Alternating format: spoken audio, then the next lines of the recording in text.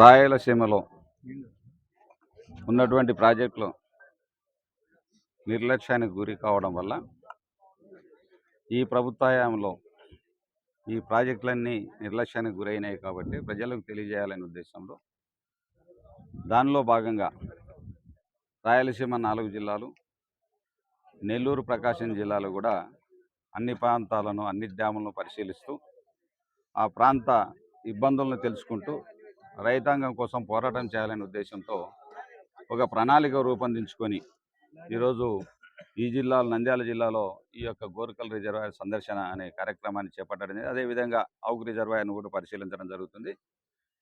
ఈ ప్రభుత్వం వచ్చిన తర్వాత, కూటమి ప్రభుత్వం వచ్చిన తర్వాత ఎన్నో ప్రాజెక్టులు మన ప్రాంతంలో అన్నీ అల్లున్నోట్లో శని అన్నట్టుగా మనకు కావాల్సిన ప్రాజెక్టులన్నీ ఎన్ని ఉన్నా ఈ ప్రాంతంలో నీటి ఎద్దడి అనేది సమస్యగా మారింది.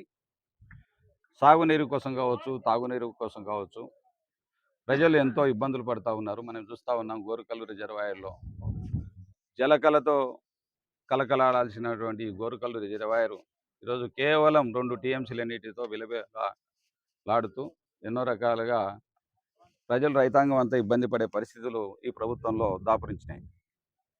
అదే కాకుండా ఒక అంచనా లేకుండా, ఒక పద్ధతి లేకుండా ఈరోజు నీళ్లు వదలడం వల్ల ఈరోజు ప్రాజెక్టులు అన్నీ కూడా ఖాళీ అయిపోయి ఎడారిగా మారే పరిస్థితులు కనపడతా ఉన్నాయి. రాయలసీమ ప్రాంతం అంతా కరువు రక్కసితో అల్లాడే పరిస్థితులు కనపడతా ఉన్నాయి. ఒక ముందు అంచనా లేకుండా, నీటిని నిలబెట్టుకోకుండా అడ్డగోలుగా కిందికి నీటిని వదలడం వల్ల ఈరోజు తాగునీటికి కూడా కటకట అనే పరిస్థితులు కనపడతా ఉన్నాయి. మనం చూస్తూ ఉన్నాం ఈరోజు మనం ఈ ప్రభుత్వం, కూటమి ప్రభుత్వం వచ్చిన తర్వాత మాటలు తప్ప చేతలు చేసిన పాపాన్ని ఎక్కడ పోలేదు.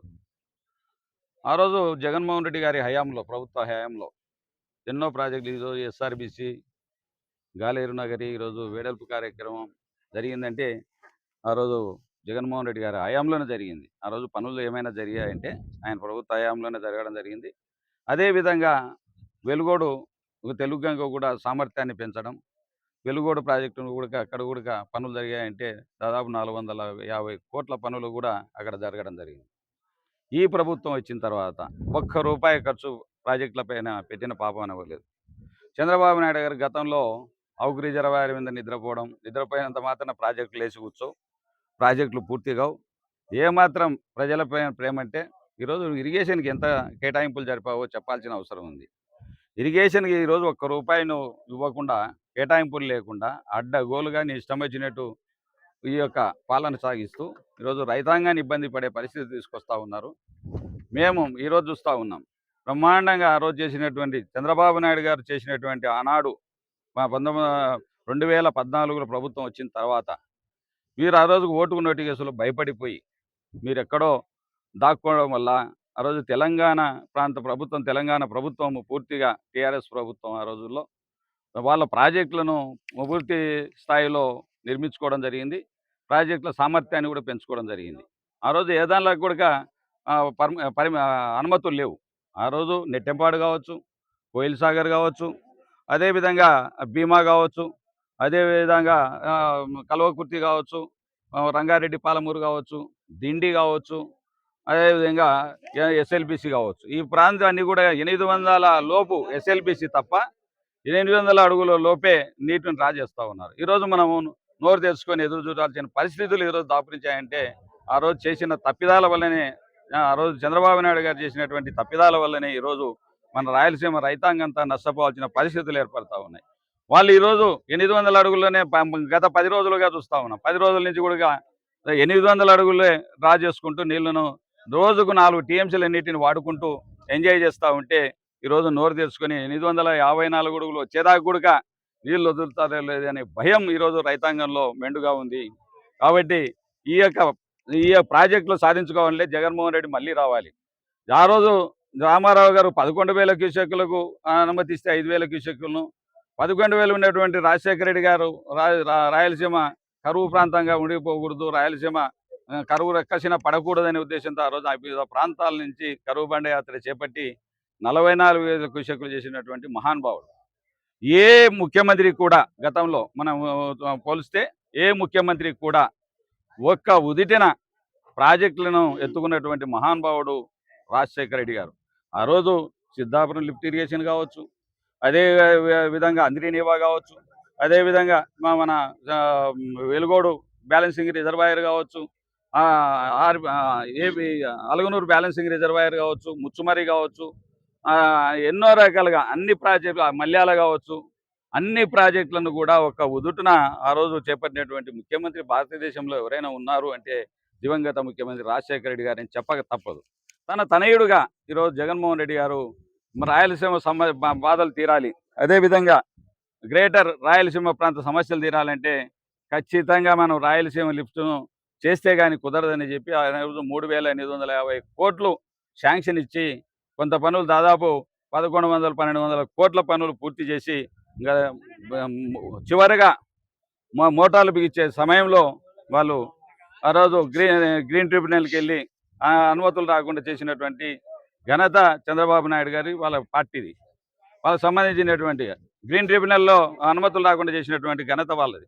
కాబట్టి ఈరోజు మనం అందరం కూడా వాళ్ళు ఐకమత్యంగా ప్రాజెక్టుల మీద ఫోకస్ చేస్తూ ఉంటే తెలంగాణ ప్రాంతం మనం మిన్నకుండిపోతూ ఉన్నామంటే అది చేతగాంతనమే. ఈరోజు కూటమి ప్రభుత్వం ఉండి కూడా, ఈరోజు మామూలు ప్రభుత్వం కాదు ఉండేది ఇక్కడ, కూటమి ప్రభుత్వం అంటే కేంద్ర ప్రభుత్వ సహాయ సహకారాలు ఉండి కూడా ఈరోజు రాయలసీమ లిఫ్ట్ని ఎందుకు చేయడం లేదని అడుగుతూ ఉన్నాం. చంద్రబాబు నాయుడు గారు అంటూ ఉన్నారు మనకు కూడా రాయలసీమ లిఫ్ట్ అవసరమే లేదు, మల్యాల ముచ్చుమరి 2 ప్రాజెక్టులు మనకు ఉన్నాయంటే ముచ్చుమరి ద్వారా డ్రా చేయగలుగుతున్నది 0.30, అదేవిధంగా మల్యాల ద్వారా కానీ ముచ్చుమరి ద్వారా కానీ 0.30 మాత్రమే డ్రా చేయగలుగుతున్నాం. అంటే దాదాపు 4,000-5,000 క్యూసెక్కులు మాత్రమే డ్రా చేయగలుగుతా ఉన్నాం.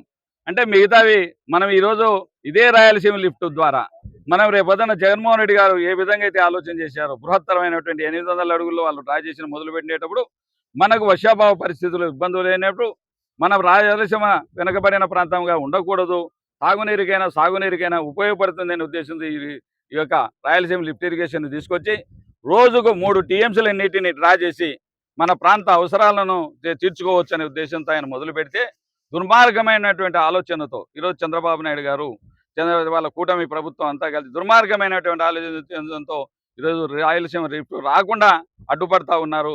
ఈ రాయలసీమ ద్రోహిగా నిలబడిపోతారని హెచ్చరిస్తూ ఉన్నాం. రైతాంగాన్ని మేలుకొల్పుతాం. ప్రతి ప్రాంతంలో ప్రతి గ్రామానికి వెళ్ళి రైతాంగాన్ని మేలుకొల్పి ఈ యొక్క రాయలసీమ ప్రాంతంలోని ప్రాజెక్టులను పూర్తి చేసే విధంగా మా ప్రభుత్వం వచ్చిన తర్వాత జగన్మోహన్ రెడ్డి గారి హయాంలో పూర్తి చేసుకునే విధంగా ఈ ప్రణాళికలను రూపొందించుకొని అన్ని ప్రాంతాలను పర్యవేక్షిస్తూ ఆ ప్రాంతంలో ఉన్నటువంటి సమస్యలను తెలుసుకుంటూ రైతాంగంతో మేము వాళ్ళతో మిళితమై వాళ్ళతో కలిసి వాళ్ళ యొక్క ఇబ్బందులు తెలుసుకుంటూ ఈరోజు అన్ని ప్రాంతాలు తిరగడం జరుగుతూ ఉంది. అదేవిధంగా ఈరోజు గోరుకల్లు ప్రాంతానికి రావడం జరిగింది. గోరుకల్లులో అన్ని విషయాలు పరిశీలించి అన్ని కూడా క్షుణ్ణంగా తెలుసుకుంటా ఉన్నాం. కాబట్టి ఇటువంటి ప్రాజెక్టులు మనకు ఆ రోజు రాజశేఖర రెడ్డి గారు మహానుభావుడు, ఆయన పుణ్యం అని చెప్పి ఈరోజు రాయలసీమలో ఇన్ని ప్రాజెక్టులు పూర్తి స్థాయికి వచ్చాయంటే ఆయన పుణ్యమే. కాబట్టి మనం ఈ యొక్క ఒక రాయలసీమ లిఫ్టే కాదు మిగతా ప్రాజెక్టులు కూడా పూర్తి చేసుకోవాల్సిన అవసరం ఉంది. కాబట్టి ఇవన్నీ కూడా ఒక రాజశేఖర రెడ్డి గారి కుమారునిగా జగన్మోహన్ రెడ్డి గారితో సాధ్యమవుతుందని ప్రజలు నమ్ముతూ ఉన్నారు. తప్పకుండా ఆయనకు బాసగడ నిలబడతాం. మేము కూడా ఒక కమిటీ ఏర్పాటు చేసుకున్నాం. ప్రతి జిల్లాకు ఒక కమిటీని ఏర్పాటు చేసుకొని దీని మీద ఫోకస్ చేస్తూ ఉన్నాం. దీన్ని ప్రజల్లో ఇంకా చైతన్యవంతం చేస్తాం. దీన్ని తప్పకుండా ప్రజల్లోకి తీసుకెళ్తామని తెలియజేస్తా ఉన్నా. Thank you.